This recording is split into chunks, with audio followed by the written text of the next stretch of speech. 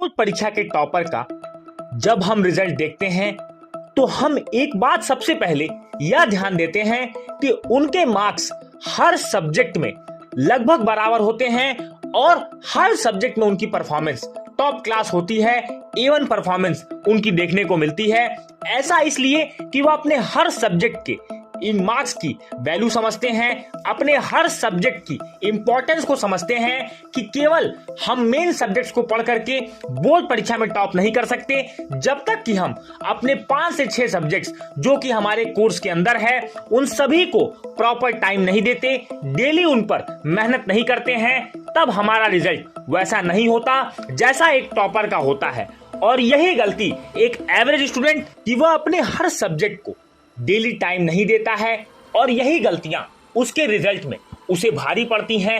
आज के इस वीडियो में हम जानेंगे कि अपने बोर्ड परीक्षा की तैयारी के दौरान अपने सभी सब्जेक्ट्स को आप डेली टाइम कैसे दें, किस तरीके से वह रिजल्ट हासिल करें जिससे आपका भी नाम अपने बोर्ड एग्जाम के टॉपर्स में आए और आपको भी अपना रिजल्ट देखने के बाद यह लगे कि आपने जो रोज मेहनत की उसका परिणाम आज आपको मिला है। और बोर्ड परीक्षा के रिजल्ट को देखने के बाद आप सभी एकदम मोटिवेटेड रहें, बहुत ज्यादा प्रसन्न रहें और आगे की जर्नी के लिए खुद को तैयार कर पाएं। सबसे पहले जान लें कि बोर्ड एग्जाम के अंदर आपके हर सब्जेक्ट का इक्वल वेटेज होता है, इक्वल मार्क्स, इक्वल अपॉर्चुनिटी और इक्वल इंपॉर्टेंस। ये हर सब्जेक्ट आपको बताता है कि मैं अपने आप में बहुत ज्यादा आपके लिए इंपॉर्टेंट हूं, क्योंकि बोर्ड एग्जाम इन सभी सब्जेक्ट्स के मार्क्स से, ग्रैंड टोटल से आपके परसेंटेज को डिसाइड करता है।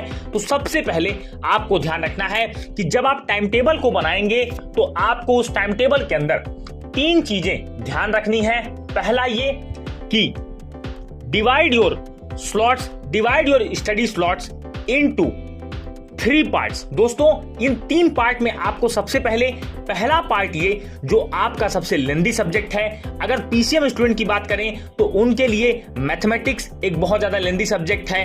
क्लास 10th के बच्चों की बात करें तो मैथमेटिक्स उनका सबसे लंबा सब्जेक्ट है। और अगर कॉमर्स स्ट्रीम की बात करें तो उनके लिए अकाउंटेंसी एक ऐसा लंबा सब्जेक्ट है जो कि बहुत ज्यादा लेंदी सिलेबस को कैरी करता है।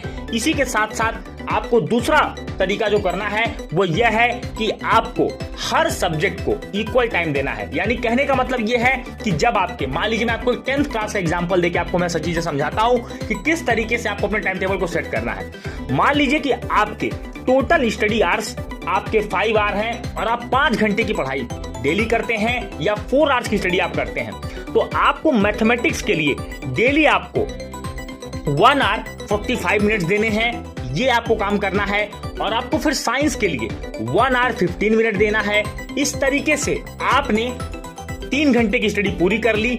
अब आपके बचे 2 आवर्स और 2 आवर्स के अंदर आपको 1 आवर एसएसटी के लिए, जिसमें आपका history, geography, economics, political science ये सब्जेक्ट होंगे, और 1 आवर आपके लैंग्वेज के सब्जेक्ट के लिए, और जो आपका ऑप्शनल सब्जेक्ट है जिसमें कि आपका इंफॉर्मेशन टेक्नोलॉजी, आर्टिफिशियल इंटेलिजेंस, जो भी सब्जेक्ट आप पढ़ रहे होंगे जिसका एग्जाम आपको देना है उस सब्जेक्ट में आपको डेली टाइम देना है। अब बहुत सारे विद्यार्थी पूछेंगे कि सर आपने 5 घंटे के लिए डिवीजन तो बता दिया, लेकिन कब हम किस सब्जेक्ट को पढ़ें? तो सबसे पहले ध्यान रखें, जब आप लर्निंग सब्जेक्ट को पढ़ते हैं तो लर्निंग सब्जेक्ट के लिए आप मॉर्निंग का टाइम स्लॉट चुनें। इसके लिए आप साइंस में जो भी आपका लर्निंग का थ्योरी वाला पार्ट है उसके लिए आप मॉर्निंग का समय चुनें।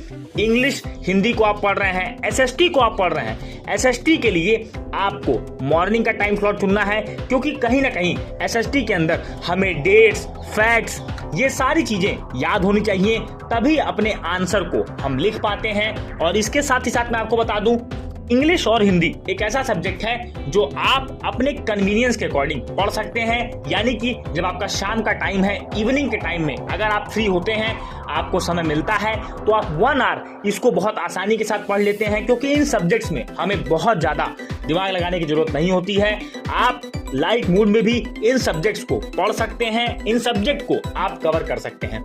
अब बात आती है कि टाइम टेबल अपना डेली का कैसे सेट करें। देखिए मैं आपको बता रहा हूं 2 डे पीरियोडिक रूल। दोस्तों इसका मतलब यह है कि आपको हर 2 दिन पर अपने टाइम टेबल को सेम रखना है और अगले तीसरे दिन आपको टाइम टेबल को चेंज करना है। जैसे कि मंडे और ट्यूसडे को आपको जो टाइम टेबल रखना है वह बिल्कुल आइडेंटिकल होना चाहिए। अगर आप अपनी शुरुआत मैथमेटिक्स से करते हैं मंडे को, तो आपको ट्यूसडे को भी मैथमेटिक्स से ही शुरुआत करनी है। दूसरा तरीका यह है कि आप अपने टाइम स्लॉट को फिक्स रखें। अगर आपका टाइम है कि आप मॉर्निंग में 5 to 6:30 पढ़ाई करेंगे, तो आपको उसी दिन 5 to 6:30 इसी टाइम पर आपको बैठना है, उसी टाइम पर आपको स्टडी करनी है।